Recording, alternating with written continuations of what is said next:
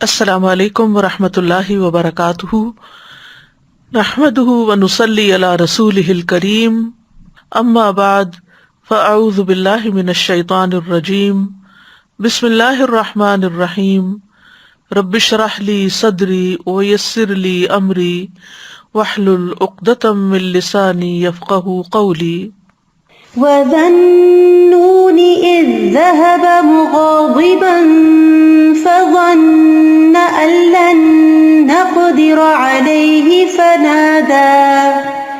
فَنَادَىٰ فِي الظُّلُمَاتِ أَن لَّا إِلَٰهَ إِلَّا أَنتَ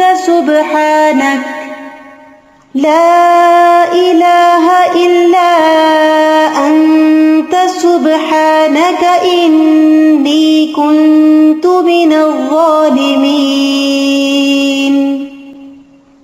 اور مچھلی والے کو جب وہ غصے سے بھرا ہوا چلا گیا، پس اس نے سمجھا کہ ہم اس پر گرفت نہ کریں گے، تو اس نے اندھیروں میں پکارا کہ تیرے سوا کوئی معبود نہیں، تو پاک ہے، یقیناً میں ظلم کرنے والوں میں سے ہو گیا ہوں۔ تو ہم نے اس کی دعا قبول کر لی اور اسے غم سے نجات دی، اور اسی طرح ہم ایمان والوں کو نجات دیتے ہیں۔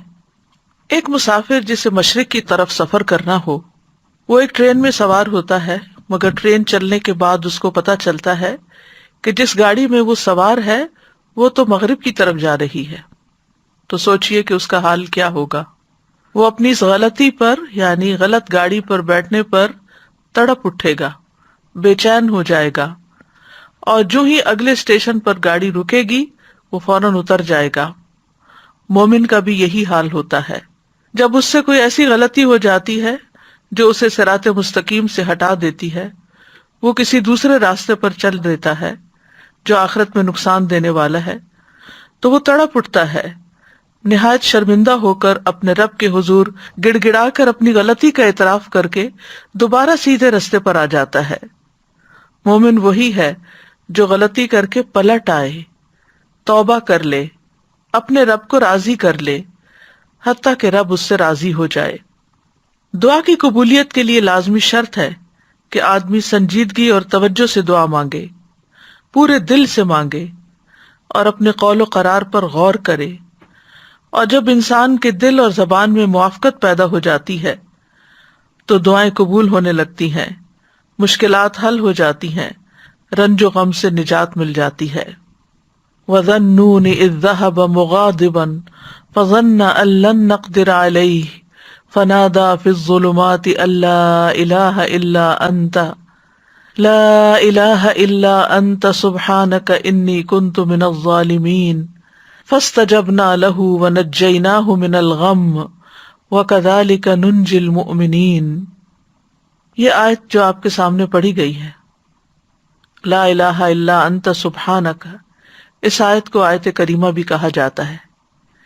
یہ سورۃ الانبیاء کی آیت نمبر 87 ہے۔ اس میں یونس علیہ السلام کا واقعہ بیان کیا گیا ہے۔ یہ واقعہ اس جگہ کے علاوہ سورۃ صافات اور سورۃ قلم میں بھی بیان کیا گیا ہے۔ اللہ سبحانہ تعالیٰ نے نینوا والوں، جو عراق کا علاقہ ہے، اس میں تقریباً 8ویں صدی قبل مسیح یونس علیہ السلام کو بھیجا۔ آپ نے انہیں اللہ کے دین کی دعوت دی، مگر انہوں نے اسے قبول کرنے سے انکار کرتے ہوئے اپنے کفر پر اصرار کیا۔ یونس علیہ السلام اپنے لوگوں سے ناراض ہو کر چلے گئے اور وعدہ کر گئے کہ 3 دن بعد اللہ کا عذاب آ جائے گا۔ جب ان لوگوں کو یہ بات ثابت ہو گئی اور وہ سمجھ گئے کہ نبی جھوٹ نہیں بولا کرتے، تو وہ اپنے بچوں، چوپایوں، مویشیوں کو لے کر صحرا کی طرف نکل گئے۔ انہوں نے ماں اور ان کے بچوں کو الگ الگ کر دیا، اور پھر اللہ عز و جل کے حضور آہوزاری کی۔ اونٹ اور ان کے بچے بلبلانے لگے، گائیں اور ان کے بچے ڈکرانے لگے، اور بھیڑ بکریاں اور ان کے بچے ممیانے لگے، تو اللہ نے ان سے عذاب کو دور کر دیا۔ یونس علیہ السلام کی قوم سے عذاب ٹل گیا، انہوں نے عذاب اپنی آنکھوں سے دیکھا، لیکن ایمان لانے پر، توبہ کرنے پر، اللہ کی طرف سچے دل سے پلٹنے پر اللہ سبحانہ تعالیٰ نے ان سے عذاب ٹال دیا۔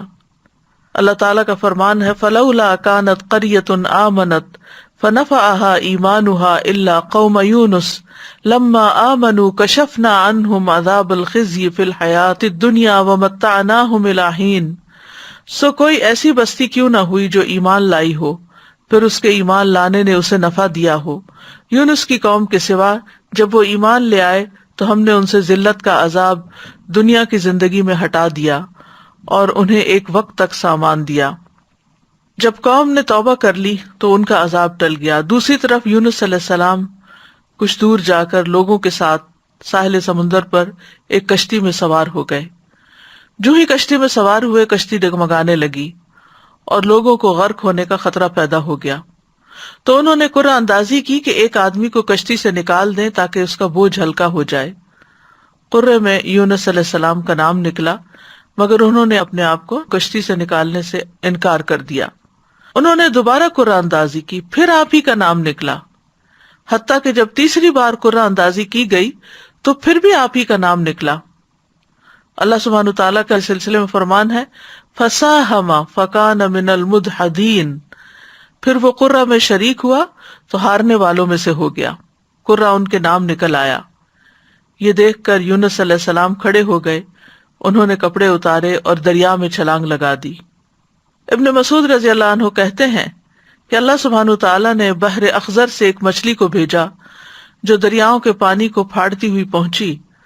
اس نے اس وقت یونس علیہ السلام کو نگل لیا جب انہوں نے کشتی سے چھلانگ لگائی تھی. یعنی جو ہی انہوں نے سمندر میں چھلانگ لگائی فوراً ایک مچھلی نے ان کو ہڑپ کر لیا. اللہ سبحانہ تعالیٰ نے اس مچھلی کی طرف وحی نازل فرمائی تھی کہ تو نے یونس علیہ السلام کے گوشت کو نہیں کھانا، نہ ہی ہڈی کو نقصان پہنچانا ہے، کیونکہ یونس تیرے لیے رزق نہیں بلکہ تیرا پیٹ اس کے لیے محض قید خانہ ہے. دیگر آیات میں بھی اس واقعے کی تفسیر ملتی ہے وَإِنَّ يُونُسَ لَمِنَ الْمُرْسَلِينَ إِذْ أَبَقَ إِلَى الْفُلْكِ الْمَشْحُونِ فَسَاهَمَ فَكَانَ مِنَ الْمُدْحَضِينَ فَالْتَقَمَهُ الْحُوتُ وَهُوَ مُلِيمٌ. اور بلا شبہ یونس یقیناً رسولوں میں سے تھا. جب وہ بھری ہوئی کشتی کی طرف بھاگ کر گیا پھر وہ قرعے میں شریک ہوا تو ہارنے والوں میں سے ہو گیا، پھر مچھلی نے اسے نگل لیا اس حال میں کہ وہ مستحق ملامت تھا. دوسری طرف ان کی قوم کی کثیر تعداد لوگوں نے ایمان قبول کر لیا. تو بہرحال اس آیت میں اللہ سبحانہ تعالیٰ خوبصورت انداز میں یونس علیہ السلام کا قصہ بیان کرتے ہیں. وَذَنُّونَ، اور نون والا. نون عربی میں کہتے ہیں ہوت کو، یعنی مچھلی کو. اس کی جمع ہوتی ہے نینان اور انوان. اور ان کا نام یہ کس لیے پڑا؟ کیونکہ مچھلی نے آپ کو نگل لیا تھا اور اس نے تو اللہ کے حکم سے ہی نگلا تھا. تو اللہ سبحانہ تعالیٰ نے اپنے بندے یونس علیہ السلام کو خوبصورت ذکر اور اچھی تعریف کے ساتھ یاد کیا اور کہا کہ اور مچھلی والا، یعنی یہ بھی ایک پیار کا انداز ہے. اذ ذهب مغاضبا، جب وہ غضبناک ہو کے نکلا یعنی اپنی قوم سے ناراض ہو گیا. فظن ان لن نقدر علیہ، تو سمجھا کہ ہم اس پر قدرت نہیں رکھتے، یعنی ہم کیا اس کو سزا دینے پر قادر نہیں، پکڑنے پر قادر نہیں. تو انہوں نے کیا کیا؟ جب مچھلی نے نگلا فنادا فی الظلمات، تو اندھیروں میں اپنے رب ہی کو پکارا، اپنے رب ہی کی طرف رجوع کیا. اور اندھیروں سے مراد رات کا اندھیرا، سمندر کا اندھیرا، مچھلی کے پیٹ کا اندھیرا تھا، یعنی اندھیرے پر اندھیرا تھا. اور کیا دعا مانگی؟ اللہ الہ الا انت سبحانک انی کنت من الظالمین، کہ تیرے سوا کوئی الہ نہیں، تو پاک ہے، بے شک میں ہی ظالموں میں سے ہوں.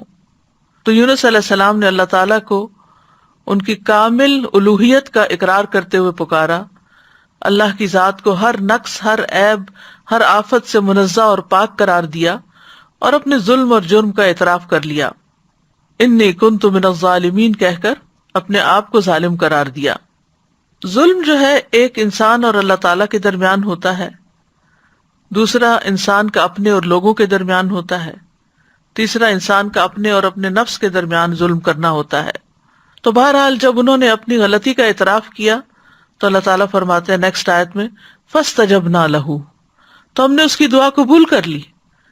سبحان اللہ، یعنی انہوں نے جو ہی خطا کا اعتراف کیا اللہ سبحانہ وتعالیٰ ان سے راضی ہو گئے. وَنَجَّيْنَاهُ مِنَ الْغَمِّ، اور ہم نے اس کو غم سے نجات دی. وَكَذَلِكَ نُنْجِي الْمُؤْمِنِينَ، اور ہم مومنوں کو اسی طرح نجات دیتے ہیں. تو یہاں دراصل مومنوں کو ایمان لانے، اس پر ثابت قدم رہنے اور اس دعا کو زیادہ سے زیادہ پڑھنے کی ترغیب دی جا رہی ہے، کیونکہ وہ جان چکے ہیں کہ یونس علیہ السلام کو اس کلمے کی وجہ سے نجات ملی تھی. اور یہ ہر اس مومن کے لیے خوشخبری ہے، وعدہ ہے جو کسی بھی تکلیف اور غم میں مبتلا ہو جائے تو وہ ان الفاظ کے ساتھ اپنے رب کو پکارے تو رب ضرور اس کو اس تکلیف سے نجات دے گا، کیونکہ یہ رب کا وعدہ ہے. كَذَلِكَ نُنْجِي الْمُؤْمِنِينَ، ہم اسی طرح بچائیں گے، نجات دیں گے مومنوں کو. یعنی جو بھی یہ طریقہ اختیار کرے گا اللہ تعالیٰ اس کی تکلیف کو دور کر دے گا، اس کی تکلیف کم کر دے گا، جیسا کہ اللہ تعالیٰ نے یونس علیہ السلام کے ساتھ کیا. تو اس آیت میں اس بات کی دلیل ہے کہ تحلیل یعنی لا الہ الا اللہ کا پڑھنا اور تسبیح سبحانہ کا پڑھنا ہر غم کو دور کر دیتے ہیں، تکلیفوں اور پریشانیوں سے نجات دیتے ہیں. تو جو شخص اللہ کی کتاب پر ایمان لائے اس کے لیے یہی مناسب ہے کہ وہ اس دعا کو سختیوں میں اپنی پناہ گاہ بنائے اور خوشحالی میں اس کو اپنی سواری بنائے، اس وعدے پر بھروسہ کرتے ہوئے جو اللہ نے مومنوں کے ساتھ کیا ہے کہ وہ اس دعا کے پڑھنے والے کو قبولیت میں یونس علیہ السلام کے ساتھ ملا دیں گے. یعنی جیسے ان کو نجات ملی انہیں بھی مل جائے گی.